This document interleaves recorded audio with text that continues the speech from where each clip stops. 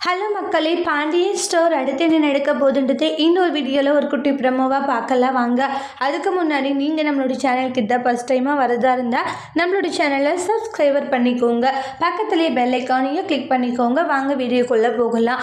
பாண்டியன் பண்ணுறது பழனிக்கு சுத்தமாக விருப்பமே இல்லை. ஏன்னா ஒவ்வொருத்தருமே பாண்டியன் பார்த்திங்கன்னா ஒரு மாதிரி கண்டிச்சுட்டே இருக்காங்க பழனியை. அதை செய்யக்கூடாது இதை செய்யக்கூடாது அப்படின்னு சொல்லிட்டு அவங்களோட தேவைக்காகவோ பணமும் கேட்குறாங்க. ஆனால் அந்த பணத்தையும் நீ கொடுக்குறதுல உனக்கு என்னடா பணம், இப்போ என்ன செலவு இருக்கு உனக்கு அப்படின்ற மாதிரி ஒரு மாதிரி கேட்குறாங்க. பணம்லாம் கொடுக்க முடியாது, நீ தேவையில்லாமல் வீண் செலவு பண்ணுறேன்னுவாங்க. ஒரு கட்டத்தில் பாண்டியன் அப்படியெல்லாம் பேசுறது ஒரு மாதிரி கடுப்பாயிடுது அவங்களுக்கு. போதும் நிப்பாட்டுங்க மச்சான்றாங்க. ஒவ்வொரு முறையும் பார்த்துட்ருக்கேன், இந்த அளவுக்கு என்னை கேவலப்படுத்திட்டு இருக்கீங்க. கடையில் ஒரு வேலைக்கார மாதிரி தான் இருந்துட்டு இருக்கேன். எனக்காக நீங்கள் ஏதாச்சும் செலவுக்காச்சும் பணம் கொடுத்துருக்கீங்களா? எதுவுமே கொடுக்கறது இல்லை, உங்கள் இஷ்டத்துக்கு இருக்கீங்க. அப்போ நான் என்ன பண்ணுவேன் அப்படின்னு சொல்கிறாங்க.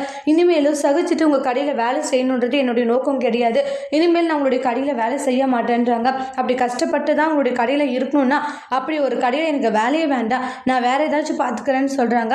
அப்படி அவங்க பேசுறது பாண்டியனுக்கு ரொம்ப அதிர்ச்சியாக இருக்குது. கோமதி இருந்துட்டு, டேய் என்னடா உன் மாமா கிட்ட எப்படி பேசிட்டு இருக்கானுவாங்க, பின்ன வேலை என்னக்கா பண்ணுவாங்க? அக்கா நீ புருஷனுக்கு தாக்க சப்போர்ட் பண்ணி பேசுகிற, இங்கே என் பக்கம் இருக்கிற கஷ்டம் ஏதாச்சும் உனக்கு புரியுதான்றாங்க.